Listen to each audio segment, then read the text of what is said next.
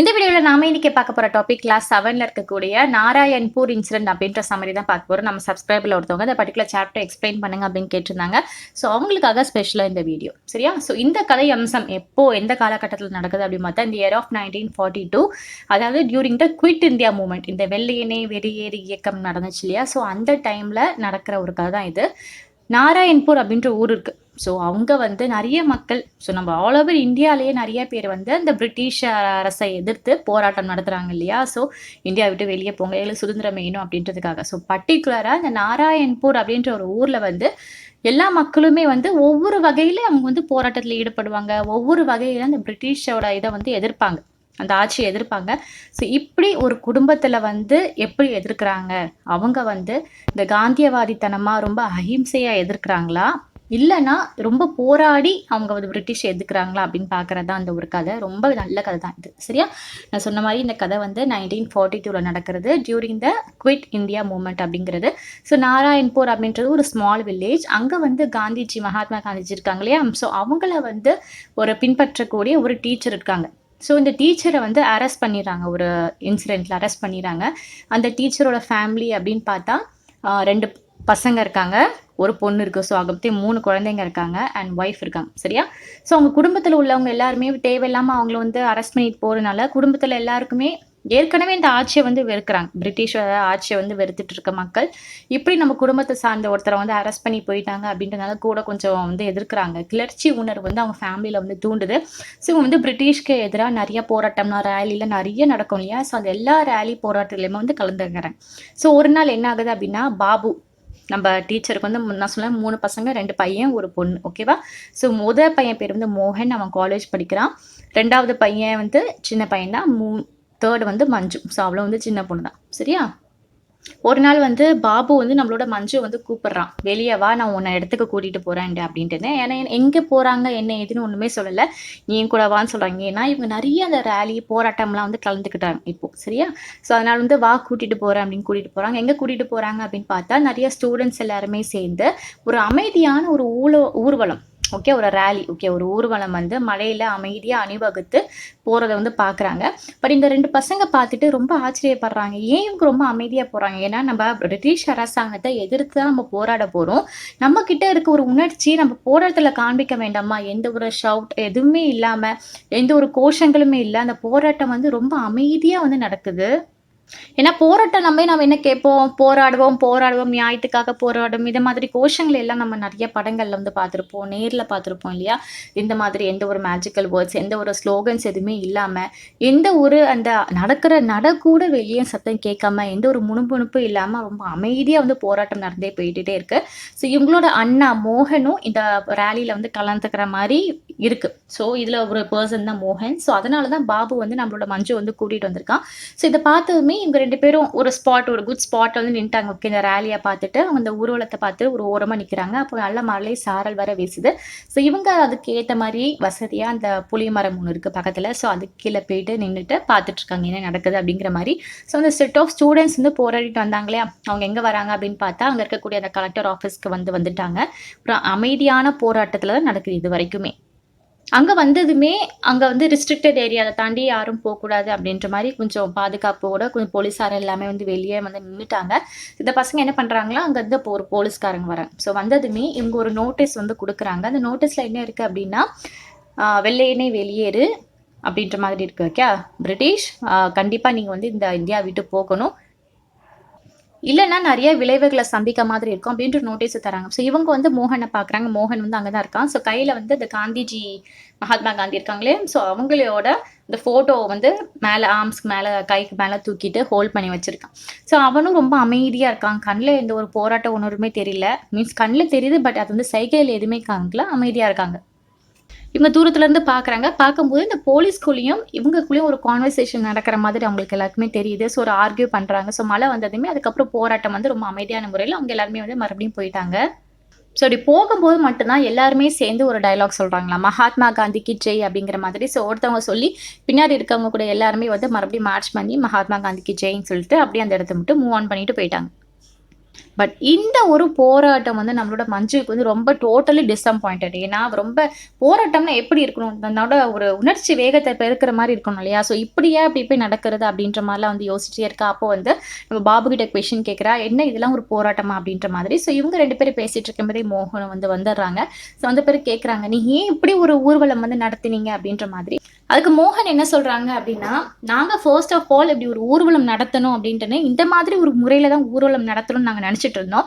ஏன்னா இதே மீறி நாங்க கிரிட்டிசைஸ் பண்ணோம் கவர்மெண்ட்டை அப்படின்னு பார்த்தா, அவங்களோட இது என்னவா இருக்கும், எங்களுக்கு புடிச்சு ஜெயில்ல தூக்கி போடுவாங்க இல்லையா? பனிஷ்மென்ட் குடுப்பாங்க. அதுக்கு நாங்க ஜெயில்ல போறதுக்கு விரும்பல. ஏன்னா, தொடர்ந்து இந்த மாதிரி ரேலிகள வந்து நாங்க வந்து மக்களுக்கு தெரியப்படுத்தணும். மக்களுக்கு வந்து கூட கொஞ்சம் அவங்க வந்து விழிப்புணர்வா ஆகணும் அப்படின்றதுக்காக நினைக்கிறோம். புடிச்சு ஜெயில்ல போய் உட்கார்றதுக்கு நாங்க வந்து நினைக்கல.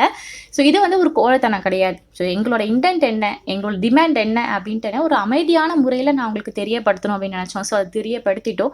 ஸோ இதுக்கு மேல வந்து அது அவங்களோட இது அப்படின்ற மாரி வந்து சொல்லிர்றாங்க. ஸோ இதெல்லாம் கேட்குறாங்க. ஸோ கேட்டு கொஞ்சம் புரிய வைக்கிறான். இது மாரி தான்ப்பா அப்படின்ற மாதிரி. போராட்டம் வந்து நம்மள வந்து ஷவுட் பண்ணி ஒரு அராஜகமா பண்றது மட்டும் போராட்டம் கிடையாது. இது அமைதி முறையில நம்மளோட நோக்கத்த வந்து வெளிப்படுத்துறதுமே போராட்டம் தான் அப்படின்ற மாரி நம்மளோட மோகன் வந்து எக்ஸ்பிளைன் பண்ணிட்டு இருக்காங்க அவங்களோட தங்கச்சி, தம்பி கிட்ட. ஸோ இதெல்லாம் பார்த்து அவங்களோட அம்மா வந்து ஒரு ஓரமா உட்காந்து பார்த்து ஸ்மைல் பண்றாங்க. ஸோ இவன் சொல்றதும் கரெக்ட் தான் அப்படின்ற பாயிண்ட் ஆஃப் வியூல. ஸோ அன்னைக்கு நைட்டு சுமன் யாரு அப்படின்னு பார்த்தா மோகனோட ஃப்ரெண்டு. ஸோ அவனும் இன்னொரு பையனும் ஒரு பெரிய பார்சல் ஒன்று வந்து எடுத்துட்டு பேப்பர் சுத்தின ஒரு பார்சல் ஒன்று எடுத்துட்டு கொண்டு வராங்க. ஸோ கொண்டு வர மோகன் கேட்குறான், எல்லாம் ரெடியா இருக்கா அப்படின்ற மாதிரி கேட்குறாங்க. ஸோ சைகை பாஷையிலே பேசுற மாதிரி இருக்கு. எல்லாம் ரெடி தான், நம்ம உள்ள கொண்டு போயிடலாம் அப்படின்ட்டு நான் பார்சல் எடுத்துட்டு உள்ள போறாங்க. நம்மளோட பாபுக்கு மஞ்சுக்கு வந்து என்ன நடக்குதுன்னு தெரியல. என்னடா ஏதோ பெரிய பார்சலை கொண்டு வந்திருக்காங்க அப்படின்ற மாதிரி தான் தோணுது. நம்ம அம்மா சொல்றாங்க, பூஜை ரூம்ல பெட்டர் அதை வைங்க, அப்பதான் சேஃபா இருக்கும் அப்படின்ற மாதிரி வந்து சொல்றாங்க. ஸோ கரெக்டாக பூஜை ரூம்ல போய் அதையும் வைக்கிறாங்க. ஓப்பன் பண்ணி பார்க்குறாங்க. ஓப்பன் பண்ணி பார்த்தா என்னன்னு பார்த்தா அது ஒரு சைக்ளோ ஸ்டைலிங் மிஷின் அப்படிங்கிற. ஸோ சைக்ளோ ஸ்டைலிங் மிஷின்னா என்னன்னா ஒரு டிவைஸ் மல்டிபிள் காப்பீஸ் வந்து அதில் வந்து எடுத்துக்கலாம். இப்போ இருக்கக்கூடிய ஜெராக்ஸ் மிஷின் இருக்கு இல்லையா? ஸோ இதே மாதிரி மல்டிபிள் காப்பீஸ் வந்து எடுத்துக்கலாம். ஸோ அவங்களோட பிளான் என்ன அப்படின்னா, ஸோ இந்த மிஷினை வச்சுட்டு நம்ம மகாத்மா காந்திஜி பேசினார்லையும் ஸ்பீச் இது எல்லாத்தையுமே காப்பி பண்ணி அங்கே இருக்கக்கூடிய மக்களுக்கு வந்து நாளைக்கு வந்து டிஸ்ட்ரிபியூட் பண்ணணும். இப்படி எல்லா ஜெராக்ஸ் காப்பியும் பேப்பர் எல்லாமே வந்து கொடுக்கணும் அப்படின்றதான் வந்து எய்மா இருந்துச்சு. ஸோ இது வந்து ஒரு கவர்மெண்ட்டை கிரிட்டிசைஸ் பண்ணுற மாதிரி தான் இமேஜின் பண்ணி பாருங்க. கவர்மெண்ட்டை அந்த பிரிட்டிஷ் அரசாங்கத்தை வந்து எதிர்த்து ஒரு வார்த்தை நம்ம ஏதாவது தப்பாக பேசினாலுமே பிடிச்சி நம்மளை வந்து ஜெயிலில் தூக்கி போட்டுருவாங்க. இதுக்கு எந்த ஒரு விசாரணை காரியம் எதுவுமே தேவை கிடையாது. இவங்க இதை எதிர்த்து மகாத்மா காந்திஜி பேசின பேச்சையே இந்த ஸ்பீச்சையே காப்பி பண்ணி மக்களுக்கு கொடுக்க போகிறாங்க அப்படின்னா இதுவும் அந்த அரசாங்கத்தை எதிர்க்கிற மாதிரி தான். இவங்க சப்போஸ் போலீஸில் மாட்டினாங்க அப்படின்னா இதுக்கு தக்க தண்டனை நிறைய பனிஷ்மெண்ட் வந்து கொடுப்பாங்க. ஆல்ரெடி அவங்க அப்பாவும் ஜெயிலில் தான் இருக்காங்க இல்லையா? ஸோ இதெல்லாம் பாருங்க. ஸோ இது ஒரு கவர்மெண்ட்டுக்கு வந்து அகெயின்ஸ்டான ஒரு செயல் தான். இது வந்து இல்லீகல், பண்ணக்கூடாது அப்படின்ற மாதிரி ஒரு கேட்டகரி. ஸோ இவங்களோட போராட்டமும் இந்த மாதிரி தான் இல்லையா? ஸோ போராடணும் அப்படின்றத இவங்க ஏன். ஸோ இந்த மாதிரி அந்த மிஷினை கொண்டு போயிட்டு பூஜை ரூம்ல வைக்கிறாங்க. ஸோ வச்சதுமே நம்மளோட மோகன் என்ன சொல்றாங்க அப்படின்னா, பாபு நீ வந்து வெளியே போயிட்டு பார்த்துக்கோ, யாராவது வந்தாங்க அப்படின்னா எனக்கு வந்து இன்ஃபர்மேஷன் வந்து சொல்லு. ஏன்னா அவங்க வந்து காப்பி எடுக்க ஸ்டார்ட் பண்ண போறாங்க. சரியா? கூட நாங்கள் வந்து ஸ்டாப் பண்ணிடுவோம் எங்களோட வேலையெல்லாம். ஏன்னா ரொம்ப ஒரு பனிஷ்மெண்ட் வந்து கிடைச்சிடும் இதுக்கு எல்லாமே. இப்படிலாம் பண்ணக்கூடாது, அத்துமீறின ஒரு செயல் அப்படின்னு சொல்றாங்க. ஸோ நம்மளோட பாபுவும் சரி அப்படின்ற மாதிரி போயிட்டு அங்கே போய் உட்காந்துருக்கான். ஓகே, வெளியே போய் உட்காந்துருக்கான். ஸோ இவன் கொஞ்ச நேரம் நோட் விட்டுட்டே இருக்கும்போது ஒரு பைக் சவுண்ட் வந்து கேட்குது. அதில் வந்து ஒரு போலீஸ்காரங்க வந்து இறங்குறாங்க. ஸோ நம்மளோட பாபுக்கு ரொம்ப பயமாயிடுச்சு. கடகடம் ஓடி வந்து அவங்களோட ஃபேமிலி மெம்பர்ஸ்க்குலாம் சொல்லிட்டு இருக்காங்க, ஒரு போலீஸ்காரங்க வண்டி வருது, சத்தம் கேட்குது எனக்கு, நம்ம வீட்டு வாசலில் நிற்கிறாங்க அப்படின்ற மாதிரி. அந்த டைம் எல்லாருக்குமே ரொம்ப பயம். ஐயோ என்னடா இது அப்படின்ற மாதிரி டக்கு மிஷின்லாம் வந்து மூடுறாங்க. ஸோ மூடிட்டு அந்த கதவு டோர் தட்டுறது வந்து சத்தம் கேட்குது. ஸோ நாக் நாக் நாக் அப்படின்ற மாதிரி சத்தம் கேட்குது. ஸோ ஒரு பதட்டமான சுச்சுவேஷன் இந்த ஃபேமிலிக்குள்ளே நிலவிட்டே பாருங்க. ஏதோ ஒரு விஷயம் தப்பு பண்றாங்க, சடனா யாரோ கதவு தட்டுறாங்க அப்படிங்கும்போது ஒரு ஃபேமிலிக்குள்ள எவ்வளவு ஒரு பதட்டம் இருக்கு இல்லையா? ஸோ அந்த மாதிரி ஒரு பதட்டம்னா நம்மளோட மோகன் ஃபேமிலிக்குள்ள வந்து இப்போ வந்து சுத்திட்டு இருக்கு. பட் அவங்க அம்மா வந்து கொஞ்சம் கேஷுவலாக இருந்துட்டு யார் அப்படின்னு மாதிரி பார்த்துட்டு வெளியே வந்து வராங்க. பார்த்தா அது யார் அப்படின்னு பார்த்தா சப் இன்ஸ்பெக்டர் பட்டேல் அப்படின்றவர். ஸோ இவர் வந்து என்ன சொல்றாரு அப்படின்னா, கவலைப்படாதீங்க, நான் வந்து உங்க அப்பாவோட ஃப்ரெண்டு தான். ஓகே, அந்த பசங்க கிட்ட சொல்ல, நான் வந்து உங்கள் அப்பாவோட ஃப்ரெண்ட் தான். சின்ன வயசில் நான் வந்து ஒன்றா தான் படித்தோம். எனக்கும் நம்ம நாட்டு மேலே அக்கறை இருக்குது. பட் நான் பார்க்குற தொழில் இது. ஸோ இதுக்கு என்னால் வந்து இது பண்ண முடியாது. எனக்கு வந்து ஒரு இன்ஃபர்மேஷன் வந்துச்சு, உங்ககிட்ட அந்த இந்த சைக்ளோ ஸ்டைலிங் மிஷின் இருக்குது அப்படின்ட்டுன்னு. ஸோ இதை வச்சு நீங்கள் மகாத்மா காந்திஜி பேசின ஸ்பீச் எல்லாமே காப்பி பண்ணி கொடுக்க போகிறீங்க அப்படின்ட்டுன்னு. ஸோ அது மிஷின் இருந்துச்சு அப்படின்னா தயவு செஞ்சு என்கிட்ட கொடுத்துருங்க. ஏன்னா உங்கள் வீட்டுக்கு இன்றைக்கி நைட்டு மிட் நைட்டில் ரைடு வர்றதா எனக்கு இன்ஃபர்மேஷன் வந்துச்சு அப்படின்னு வந்து நம்மளோட பட்டேல் அவங்க வந்து சொல்கிறாங்க.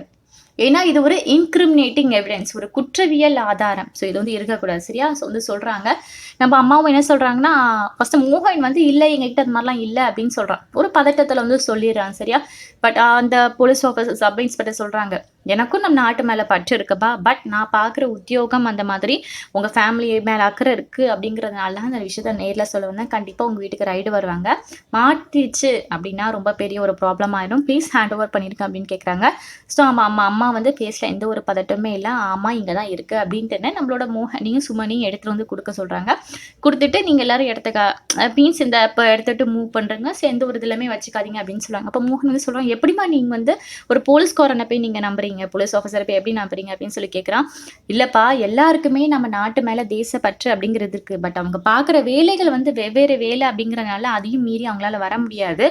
நிஜமாவே இவங்க அப்பாவுக்கு ஒரு ஃப்ரெண்டா தான் இருக்கணும். ஏன்னா, இந்த போலீஸ் ஆஃபீசர் நெனச்சா நம்ம ரைட் வரும்போதே மீன்ஸ் அங்க செக் பண்ண வருவாங்க இல்லையா? ரைடுக்கு வரும்போதே வந்திருக்கலாம். பட் நம்ம மேல ஒரு அக்கறை இருக்கு அப்படிங்கிறதுனால, நாட்டுப்பற்று மேல அக்கறை இருக்கு அப்படின்றதுனால தான், முன்னாடியே நமக்கு எந்த ஒரு பனிஷ்மென்ட்டும் குடுக்கக்கூடாது அப்படின்னு நெனச்சு வந்திருக்காரு அப்படின்ட்டுன்னு சொல்றாங்க. ஸோ அந்த மிஷின ஃபர்ஸ்ட் ஆஃப் ஆல் எடுத்து குடுத்துர்றாங்க.